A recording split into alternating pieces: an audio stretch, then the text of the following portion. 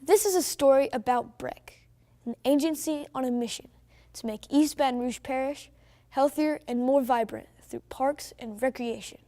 Now, every good story has defining moments, heroes, challenges, good times, and bad ones. The story of BRECK is no different. Well, it is a little longer. Years longer. How many?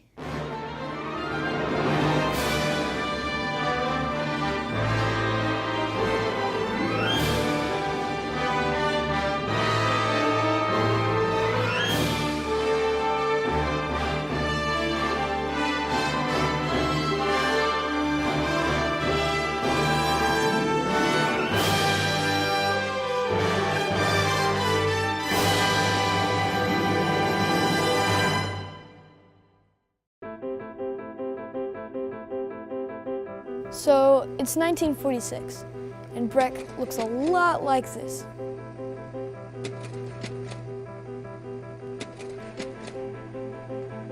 "70 years later, it looks a little different.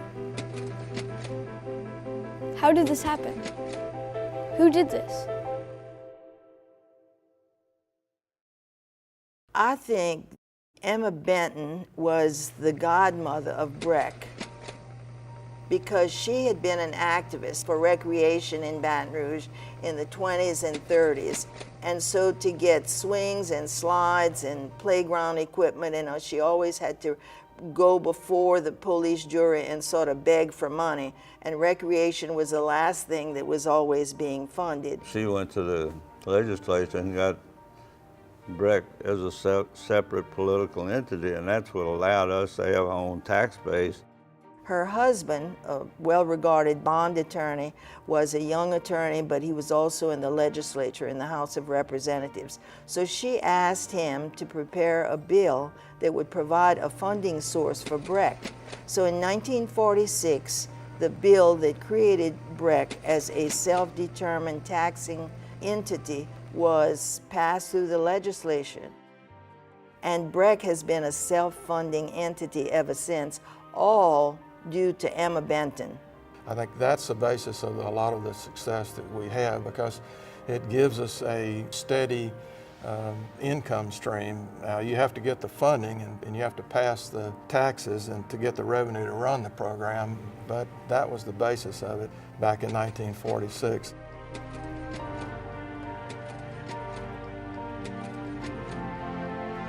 I talk to people all over the country when we go to these conventions, and they said, "Man, y'all are the luckiest people in the world, because we deal through the Department of Public Works.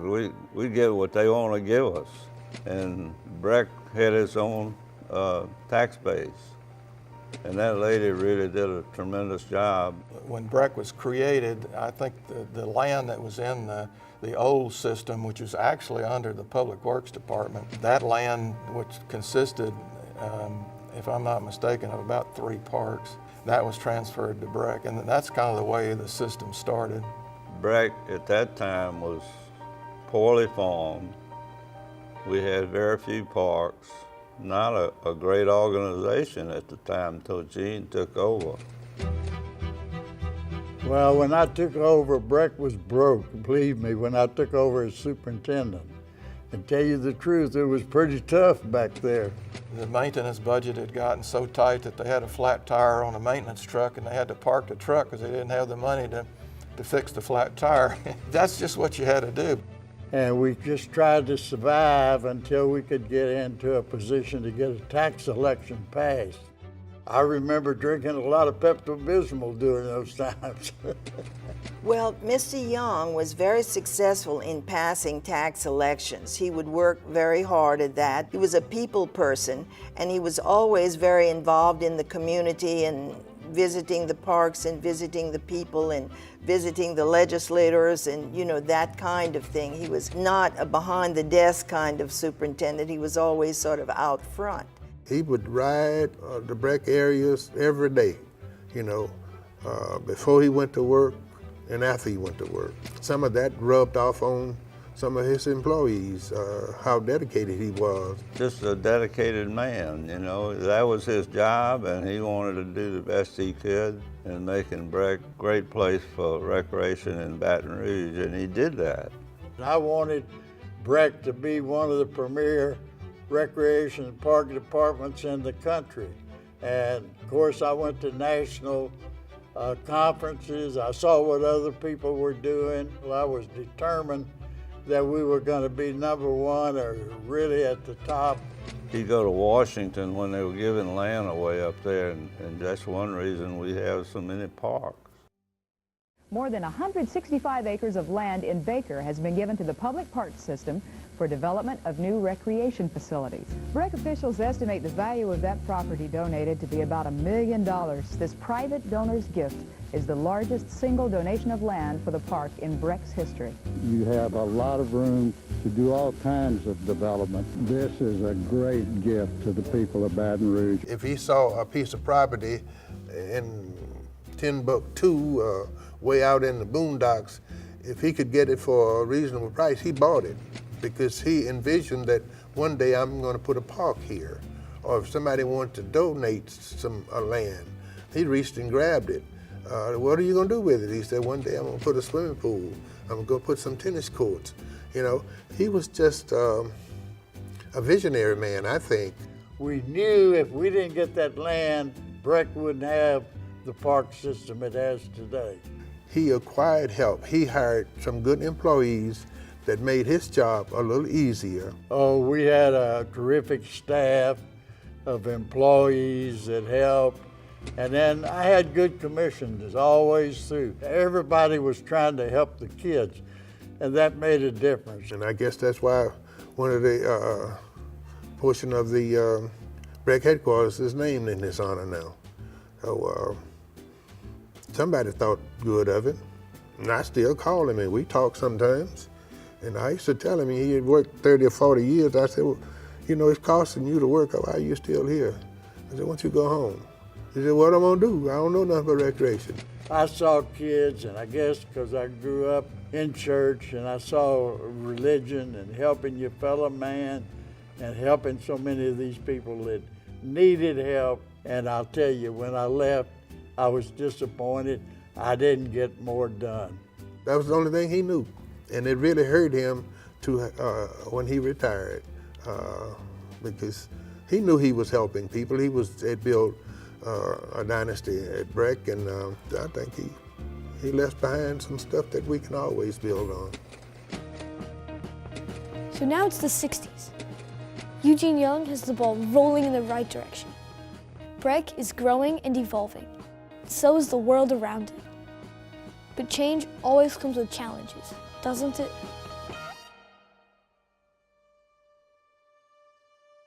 Well, I have to go back to 1954 when there was a suit filed in federal court to integrate the parks.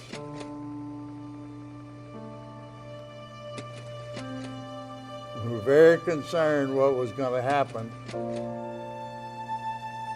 And it wasn't until 1962 that Judge West ruled on that case that we integrated the park. Everything was segregated when I grew up in the 60s, and it was a unique and challenging time. There were movie theaters we couldn't go into, or if we were allowed to come to the movie theaters, we probably were on the upstairs floor, and which they put us up there to minimize any problems. Now, if it worked, I don't know, because I just stayed out of the movie theater during that time. City Park was a pool for white people, and Brooks Park was the pool for black people. So Brooks Park catered to black folk, and City Park catered to white people. My greatest memory of City Park Pool was a fairly large pool for a community pool. It was just really a big concrete bathtub. I knew that they had a fine Olympian pool.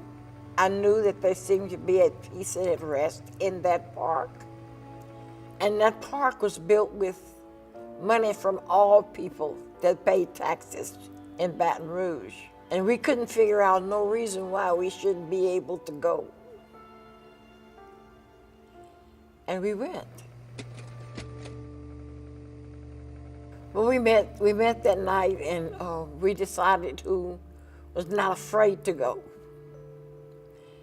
And what we tried to do was use less of the black men that we could, because we knew that they stood a chance of being killed, but we stood a chance of coming out. It was in the media, it was on TV, and in the newspaper, Morning Advocate and Times-Picayune. I remember my parents talking about the fact that integration was on its way because this brave young black woman took it upon herself to integrate the swimming pool at Baton Rouge City Park. We got to the door of the area where you change your clothes, and when we got there, they had this young white boy standing in front of it so that you couldn't get in. But I pushed him aside, and I went in, and I asked everybody, "You're not gonna follow?" And they did. They followed. And what's happened after that?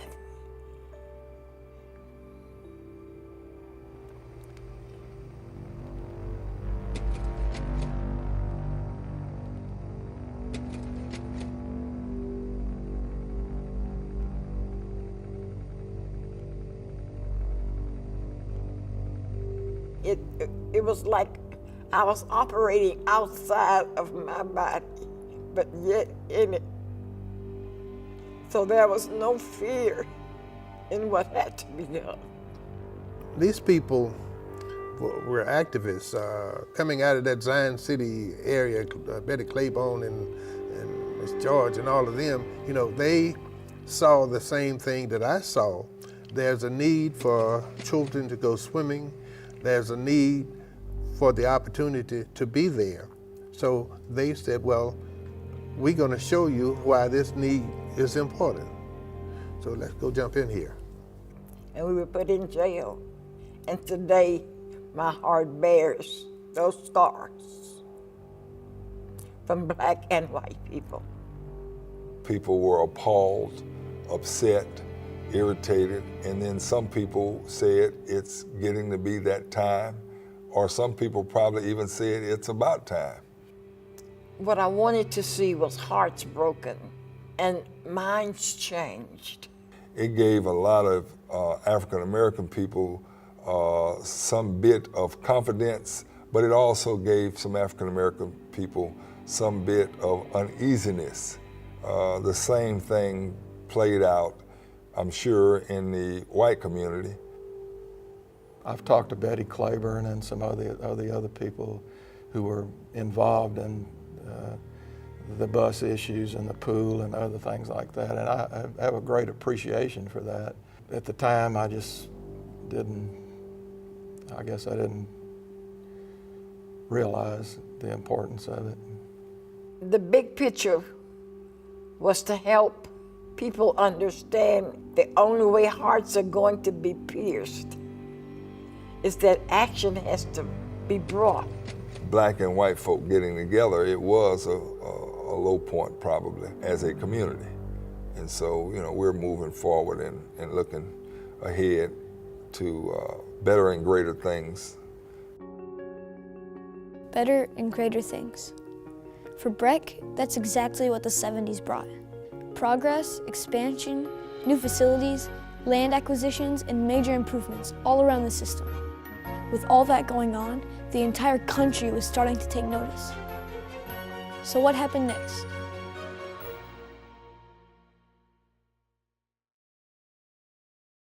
You don't become a gold medal finalist or a gold medal award winner just basically providing, services that are just mediocre. Winning the gold medal award is a validation of all the hard work that you've been doing over the years, providing park and recreation services to the public. You have to make a decision. Do you have what it takes to compete?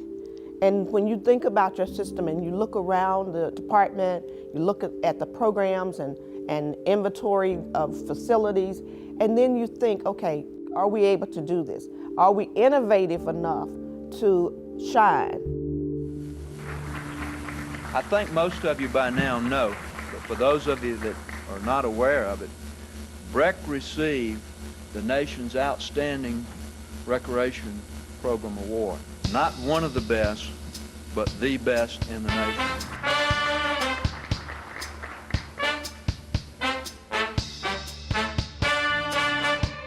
The national judging team look at everything, from every lawnmower, how neat you have these golf courses going, to the playgrounds, to the swimming pool, to the buildings.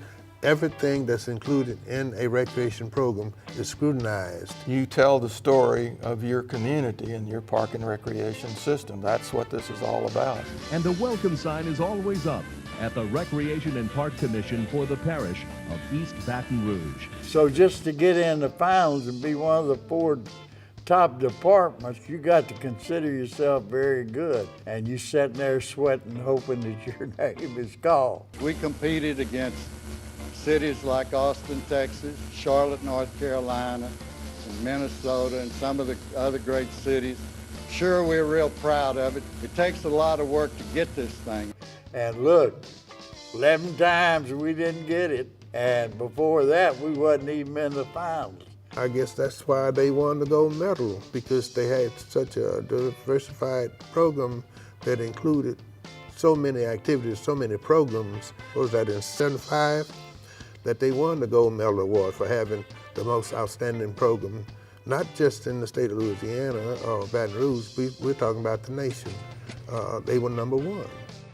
Look, that is a big thing. Everybody wants that gold medal award. Look, you go up there and you get that big plaque, beautiful plaque to come home with. You know, it's validation for the staff. You know, they've worked hard all these years. They've tried to do the right things for the community, providing safe, healthy facilities for all the citizens of the parish. And BRECK had to be on its top level in order to have won this in '75. And it's been for some years. Some people don't give the organization credit for it, but all you have to do is get a little involved and you'll know that BRECK is a worthwhile activity. And I'm not just saying that because I worked for them or this is something that you want in this documentary. I'm saying it because it's a fact. After winning gold medals in 1975 and 1991, BRECK is in the big leagues. More parks, more programs, better programs, all the way into the 2000s, continuing the mission of making Baton Rouge better and healthier. But no one can control the weather.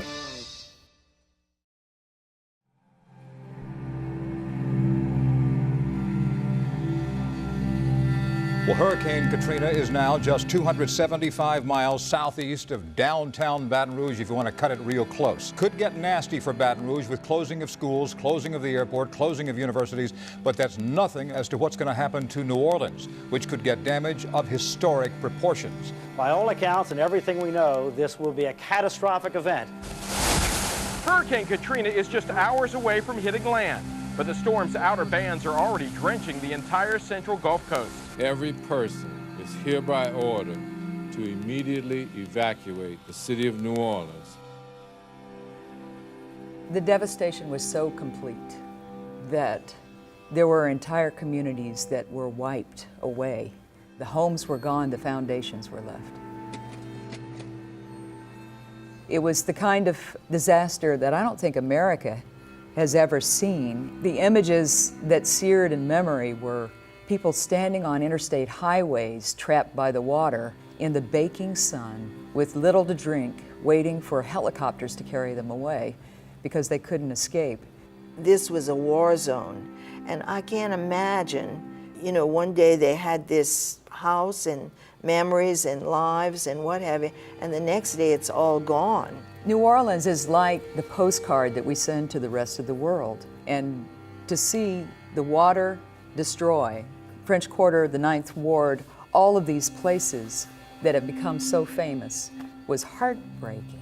And it was that picture in the dictionary for us of what disaster looks like. So what is happening in the city of New Orleans? Here is a look at the traffic moving out. It's one of those rare scenes where all that traffic is moving in the same direction, a sight that you probably will not see again for, it could be a number of years, at least let's hope so. At the time Katrina hit, we had an influx of people from different areas in South Louisiana. They don't have a place to live, the schools are disrupted, the families are disrupted.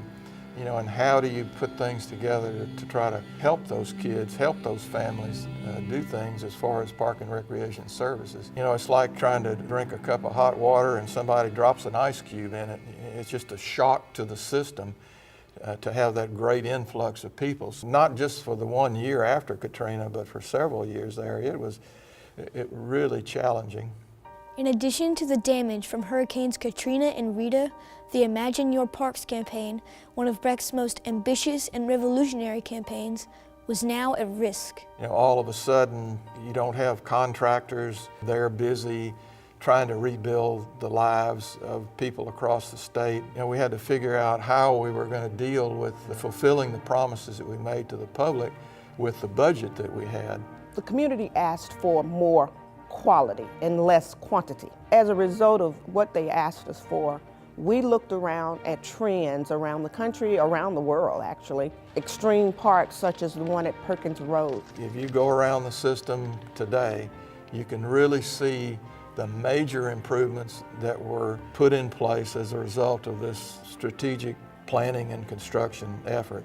That was done with the leadership of Mark Thornton. He was a great guy and a good friend.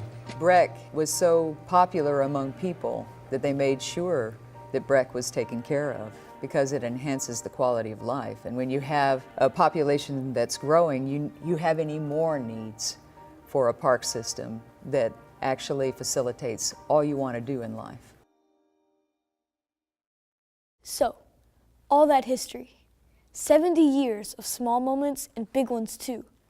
Heroes like Emma Benton, Eugene Young, Betty Claiborne, challenges like integration and progress, gold medals, accreditation, new programs and facilities. All that got us here, today. But where do we go from here?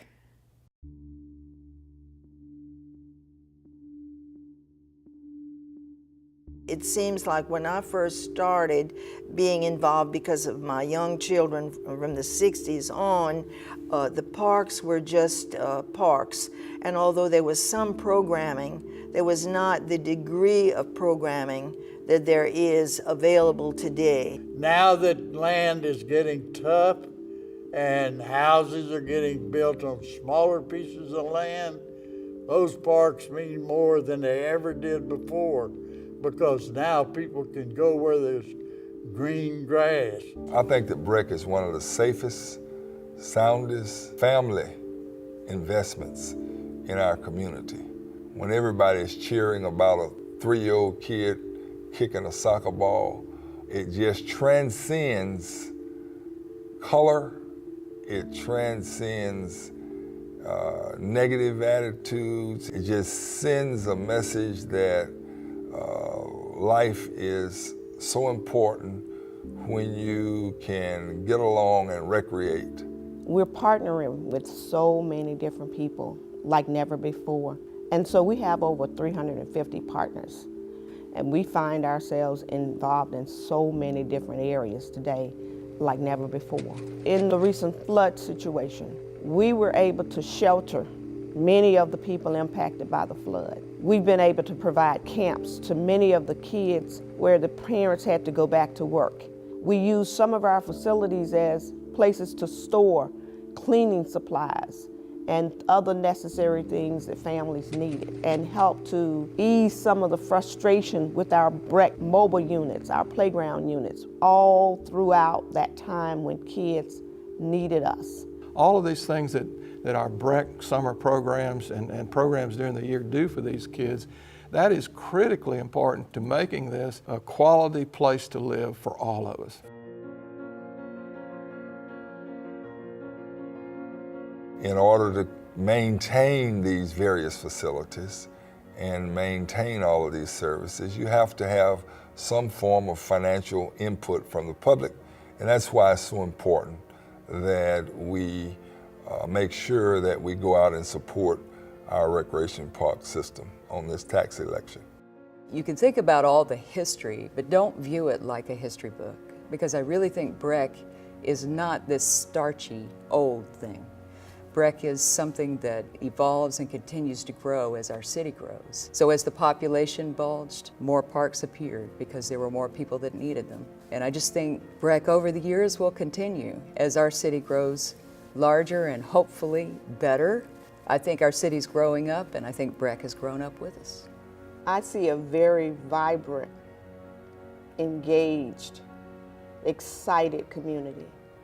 One where people are enjoying themselves, having fun, getting to know each other, understanding each other better, working together, happier, focused on progress and not status quo. I see a community greater than ever. We have quality facilities where people are playing, and we're bringing people from other communities wanting to live here, wanting to stay here, wanting to work here. They are excited. When you hear the name BREC, you see a smile and a face light up. I see a community stronger, greater, better, if BREC is able to continue to do what we do to make a difference in this community.